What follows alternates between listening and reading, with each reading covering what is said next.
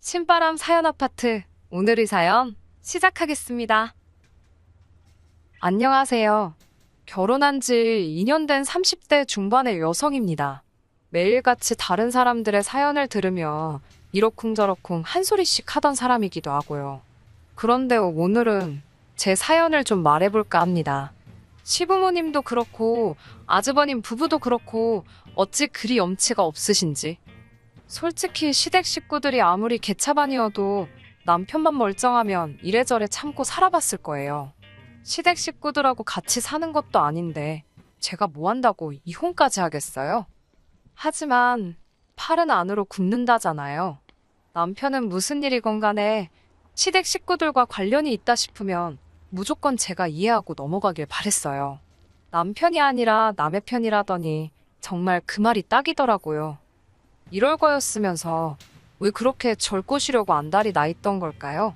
남편은 저희 아버지 건물 3층에서 국어교습소를 운영하고 있었습니다. 저는 1층에서 카페를 운영하고 있었고요. 제 카페에 오시는 손님들은 대부분이 단골이고 남편도 그들 중 한 사람이었어요. 고객 관리 차원에서 손님들이 오면 상황이 허락하는 한 한두 마디 인사도 하고 가벼운 대화도 나눕니다. 나중에 들었지만 남편은 그 대화가 즐겁고 기다려지더래요. 아무튼 몇 번의 대화로 서로 좀 친해졌다 싶었을 때쯤 나이 얘기가 나왔습니다. 제가 33이라고 하니 남편은 잠깐 놀라는 듯 하더니 자기도 33이라더군요. 꽤나 어려 보였기에 당연히 저보다 동생일 거라 생각했는데 의외였지요. 그게 거짓말이었다는 걸 알게 된 건 남편과 연인 사이가 되고 반년쯤 되었을 무렵이에요. 여행지에서 쓸 차를 빌리려는데 남편의 운전면허증이 필요했거든요. 그때 남편이 저보다 5살이나 어린 연하라는 걸 알게 되었습니다. 처음엔 당연히 헤어지자고 했어요. 5살 연하면 제 남동생보다도 어렸으니까요. 하지만 남편은 제가 너랑 나는 안 된다고 할수록 오히려 결혼하자며 더 저돌적으로 나왔습니다. 제가 어이가 없어서 그러면 한번 지금 가진 게 얼마나 되는지 말해보라고 했어요.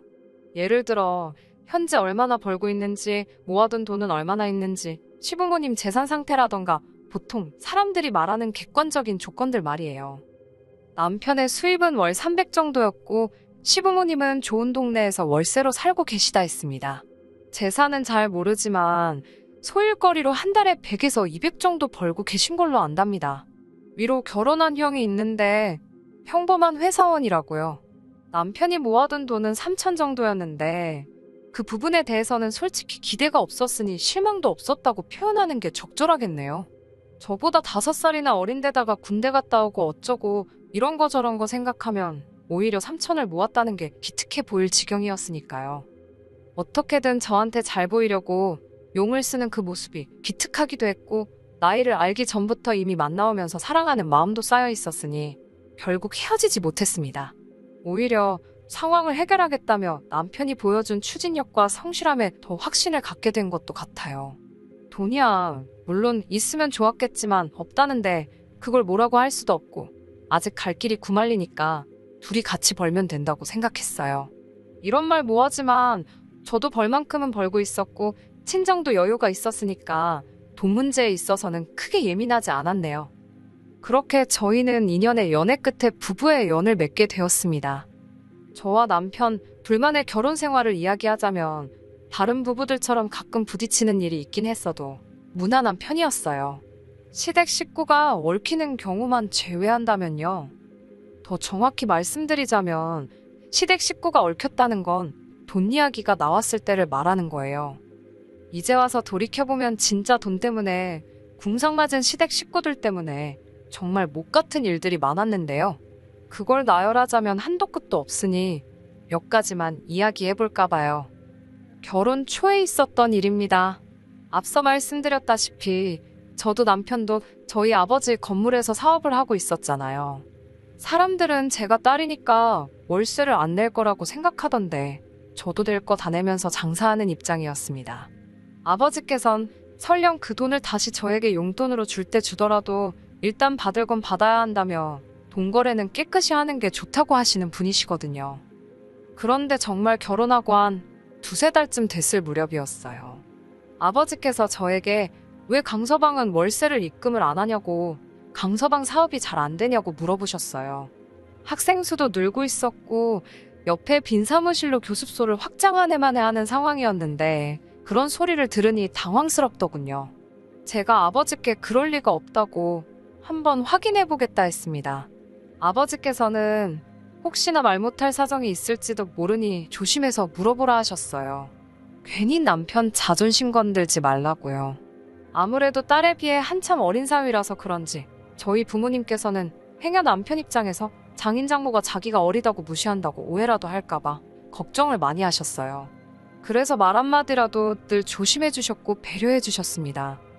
밀린 월세에 대한 남편으로부터 돌아온 대답은 황당했습니다. 장인어른 건물인데 사위가 월세를 왜 내냐입니다. 제가 황당해서 친정부모님은 건물에서 나오는 월세로 생활비도 하시고 노후 준비도 하신다. 다 친정부모님 재산인데 그걸 당신이 왜 마음대로 낼지 말지를 정하냐니까. 이제 한가족인데 그런 걸 다 따지시냐며 자기는 생각도 못했답니다. 그러더니 월세는 내겠다면서 대신 확장은 못하겠다며 한숨을 푹푹 쉬더라고요. 이제 보니까 비어있던 사무실도 공짜로 쓸 셈이었던 거지요. 어찌나 괘씸하던지 확장을 할 거면 아버지랑 정식으로 계약서 다시 쓰고 하고 그럴 능력 안 되면 깔끔하게 포기하라고 딱 잘라 말했습니다. 결국 남편은 일주일에 걸쳐 밀린 월세를 다 냈고 확장은 안 하더라고요. 어이가 없어서. 게다가 형제라서 그런지 어쩜 그렇게 똑같이 염치가 없던지요. 저희가 결혼한 지 1년이 좀 넘었을 때 있었던 일입니다. 저희 친정부모님은 두 분이서 그렇게 자주 여행을 다니세요. 자식도 필요 없고 두 분이서 가시는 게 가장 편하시다면서요. 심지어 저나 동생이 좀 껴달라고 사정을 해도 너넨 너네 친구들이랑 다니라며 싫다 하시는 분들입니다. 그리고 언젠가 그런 저희 부모님을 보고 남편이 너무 부러워하더라고요. 그래서 제가 어머님 아버님 결혼기념일을 맞이해 큰맘 먹고 제주도행 비행기 티켓하고 호텔을 예약해드렸습니다. 그런데 두 분께서 저희더러 같이 가자고 하시더군요. 노인네 둘이 가서 무슨 재미가 있냐면서요. 좋아하시면서도 걱정하시는 모습을 보니 차마 싫다 소리는 못하겠더라고요. 결국 저희 티켓하고 호텔도 추가로 사기로 했습니다. 그때 남편이 갑자기 생각났다는 듯이 한번 아주버님과 형님에게도 갈 생각이 있는지 물어보자더군요. 아주버님께 전화를 걸었습니다. 상황 설명을 하고는 어떻게 하시겠냐 물으니 그럼 이참에 당신들도 애들 데리고 같이 가고 싶다 하시더군요. 저는 그럼 제 계좌로 추가 금액을 보내달라 했습니다. 제가 한 번에 카드로 긁겠다고요. 그러자 아주버님께서는 잠깐 말이 없으시더니 어머님 아버님 티켓은 누가 사냐고 물어보시더군요. 순간 아주버님이 보태시려고 그러시나 싶어서 제가 사는 건데 부담 갖지 마시라 했습니다. 아주버님네보다는 저희 쪽이 형편이 낫기도 했고 처음부터 제가 해드릴 생각으로 벌인 일이니 부담 주고 싶지 않았거든요. 그런데 아주버님 입에서 나온 말은 전혀 뜻밖이었습니다. 기왕 제가 쏘기로 한 거 기분 좋게 다 쏘랍니다. 누구 건 내주고 누구 건 안 내주고 좀 치사한 것 같다면서요. 황당해서 저한테 지금 아주버님네 비행기하고 호텔을 전부 다 내달라는 거냐고 되물으니 자기네 사정에 100만 원은 지금 좀 무리랍니다. 그래서 못 가시면 아쉽지만 어쩔 수 없지 않냐고 다음에 같이 가자고 했어요. 잠깐 말이 없던 아주버님이 남편을 바꾸라고 하더군요. 저도 더는 상대하기가 싫어서 그대로 남편에게 전화를 넘겼습니다. 전화기를 들고 있던 남편의 표정이 점점 똥 씹은 표정으로 바뀌더라고요. 그때 전 남편도 저와 똑같은 마음일 거라고 생각했어요. 그래서 저렇게 기분이 나쁜 거라고 아주버님이 정말 뻔뻔하고 염치가 없어서요. 하지만 전화를 끊고 남편은 오히려 저에게 화를 내기 시작했습니다. 형네 사정 뻔히 알면서 돈 100만 원 가지고 왜 그렇게 치사하게 구냐고요. 우린 100만 원 없어도 안 죽지만 저쪽 집은 죽는답니다. 제가 죽긴 뭘 죽냐고. 그리고 그 정도로 없으면 안 가는 게 맞지. 내줘도 내가 내주고 싶으면 내주는 거고 안 내준다고 욕하는 거 보니까 안 내준다고 말하길 잘했다 싶다고 저도 받아쳤습니다. 그러자 남편이 한다는 소리가 아주버님 볼 면목이 없어서 자긴 제주도 안 간다더군요. 저더러 혼자 시부모님 모시고 다녀오라면서요.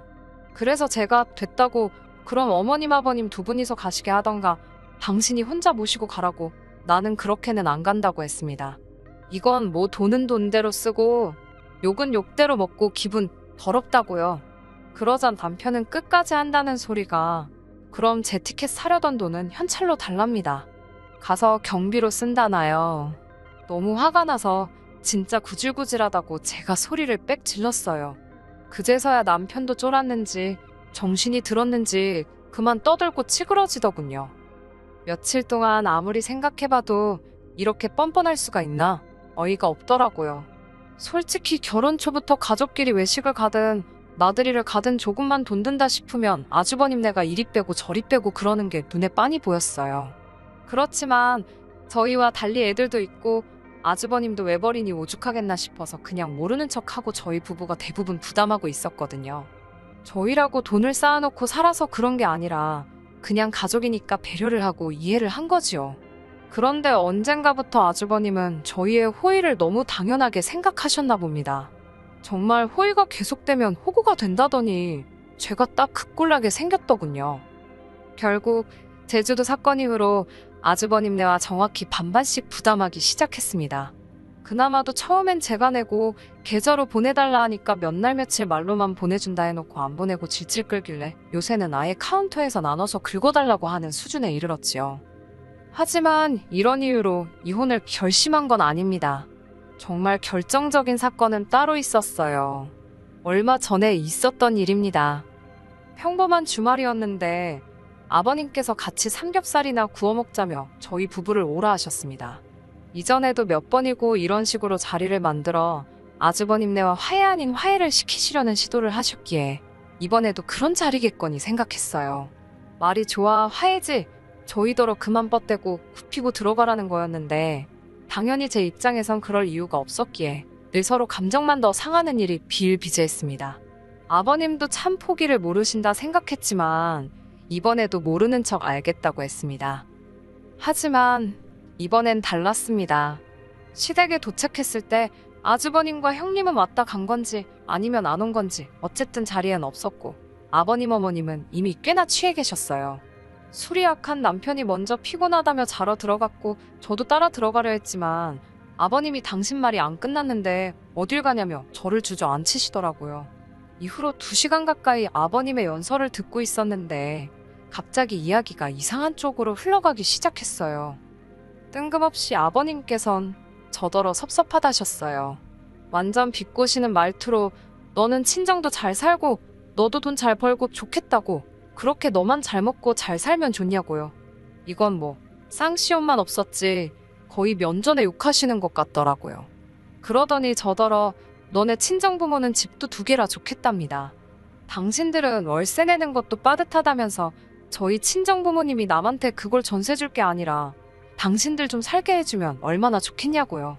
하다못해 월세라도 아끼면 숨통 좀 트일 것 같다면서 사람이 다 같이 잘 먹고 잘 사는 게 좋지 혼자만 잘 살면 그게 무슨 소용이냐입니다.